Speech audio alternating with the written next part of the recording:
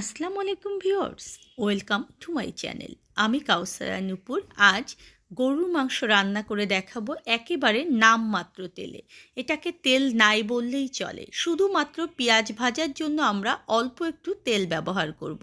আর এই অল্প তেল দিয়েও যে মজাদার করে গরুর মাংস রান্না করা যায়, সেটাই আজকে আমি আপনাদেরকে দেখাবো।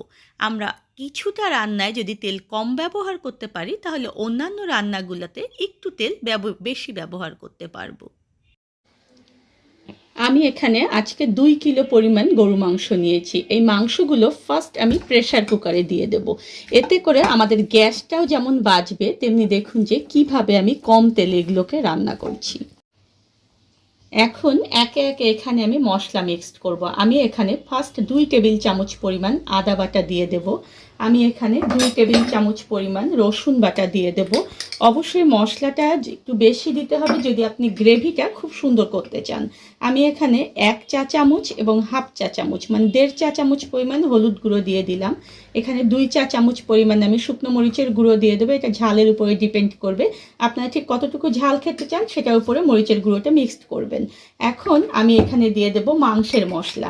আমার চ্যানেলে দেখবেন যে মাংসের মশলা একটা ভিডিও রয়েছে, ঠিক সেই অনুযায়ী মাংসের মশলা তৈরি করে নিলে আপনারা খুব সহজে এখানে মাংসের মশলাটা মিক্স করে মজাদার একটা রান্না করতে পারবেন।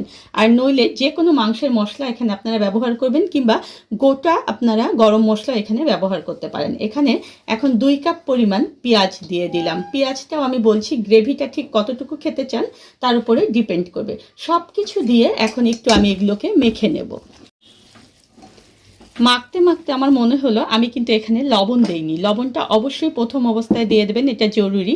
ঠিক কতটুকু আপনারা লবণ খেতে চান সেটা আপনাদের স্বাদ উপরে নির্ভর করবে। আমি এখানে 2 চা চামচ পরিমাণ লবণ দিলাম। পরে যদি লবণ লাগে সেক্ষেত্রে আমি এখানে লবণ অ্যাড করতে পারবো, কিন্তু লবণ যদি বেশি হয়ে যায় তাহলে কিন্তু আর অ্যাড করার কোনো সুযোগ নেই। তাই প্রথম অবস্থায় একটু লবণ কম দেবেন। দেখুন আমি ভালো করে এটাকে মেখে চেখে নিয়েছি। আমি কিন্তু এখানে কোনো তেল ব্যবহার করলাম না। এখন 1 কাপ পরিমাণ পানি দিয়ে প্রেসার কুকারটাকে আমি জাস্ট এইভাবে বন্ধ করে দিয়ে চুলায় বসিয়ে দেব এবং 20 মিনিট এটাকে আমি নেড়ে চেড়ে কষাবো। ঠিক 20 মিনিট পরে দেখুন যে আমি মাংসটা খুলে দেখাচ্ছি আপনাদেরকে। এটার কালারটা দেখুন যে কতটা সুন্দর হয়েছে। কোনো তেল এখানে ব্যবহার করা হয়নি, তারপরও দেখুন যে কি সুন্দর হয়েছে। এখন এটাকে কিন্তু আমি আর বেশিক্ষণ কষাবো না, কারণ গ্যাসের দাম কিন্তু অনেক বেশি। এই অবস্থায় আমরা একটু গ্যাসটাকে সেভ করব। তাই এখানে আমি 1 কাপ পরিমাণ পানি দিয়ে দিচ্ছি, কারণ গরু মাংসের মধ্যে দেখুন যে আমার অনেকটা পানি রয়ে গিয়েছে। আর খুব বেশি পানি দেব না, কারণ এটাকে আমি একটু মাখা মাখা করে রান্না করব। এখন এটাকে আমি বন্ধ করে দিয়ে 5 থেকে 6টা সিটি দিয়ে তারপরে ফিরে আসছি। গরুর মাংসটা আমি 6টা সিটি দিয়ে নিয়েছি। এখন এটাকে আমি ভাপটা স্বাভাবিকভাবে বের হওয়ার জন্য রেখে দেব। তারপরে এটাকে আমরা এরপরে কি করতে হবে সেটা আপনাদেরকে দেখিয়ে দিচ্ছি। চুলায় একটি কড়াই উঠিয়ে দিয়েছি আমি, আর কড়াইটা যখন গরম হয়ে যাবে তখন এখানে আমি 2 টেবিল চামচ পরিমাণ সয়াবিন তেল দিয়ে দেব। এই তেলটা কিন্তু 2 কিলো মাংসের জন্য খুবই অল্প পরিমাণে, আর এটা আমি পেঁয়াজ ভাজার জন্য ব্যবহার করব। এখানে আমি 1 কাপ পরিমাণ পেঁয়াজ দিয়ে দেব এবং পেঁয়াজটাকে আমি একেবারে কিন্তু কুচি করে কেটে নিয়েছি। তাহলে দেখবেন যে দ্রুত ভাজা হবে এবং তেল কম লাগবে। এখন একে একে আমি এখানে কিছুটা গোটা গরম মশলা ব্যবহার করব। আমি এখানে 2টো তেজপাতা দিয়ে দিচ্ছি, আর তেজপাতা কিন্তু আমি একদম ধুয়ে নিয়েছি, এটা অবশ্যই চেষ্টা করবেন। কয়েক টুকরো দারচিনি এর মধ্যে দিয়ে দিলাম। 2টো বড় এলাচ এখানে আমি ব্যবহার করেছি ফাটিয়ে। আমি এখানে ছোট এলাচ ব্যবহার করেছি 3 থেকে 4টি, আর কয়েকটা লং ব্যবহার করেছি। সব কিছু মিলিয়ে লাল করে একেবারে ব্রাউন করে ভেজে নেব। পেঁয়াজটা যখন এরকম দেখুন যে ব্রাউন হয়ে গিয়েছে, তখন এর মধ্যে আমি দিয়ে দেব হাফ চা চামচ পরিমাণ শুকনো মরিচের গুঁড়ো, আর এখানে আমি 1/4 টিস্পুন দিয়ে দেব হলুদ গুঁড়ো। এতে করে দেখবেন যে তরকারির কালারটা অনেক অনেক সুন্দর হবে। এখন এটাকে জাস্ট এভাবে একটু নেড়ে চেড়ে নিয়ে আমি যে সিদ্ধ করে রেখেছিলাম মাংসটা প্রেসার কুকারে, সেখান থেকে আমি একটা ঝাঁঝরির সাহায্যে জাস্ট মাংসগুলোকে তুলে দেবো। আমি ঝোল কিন্তু এখানে অ্যাড করবো না।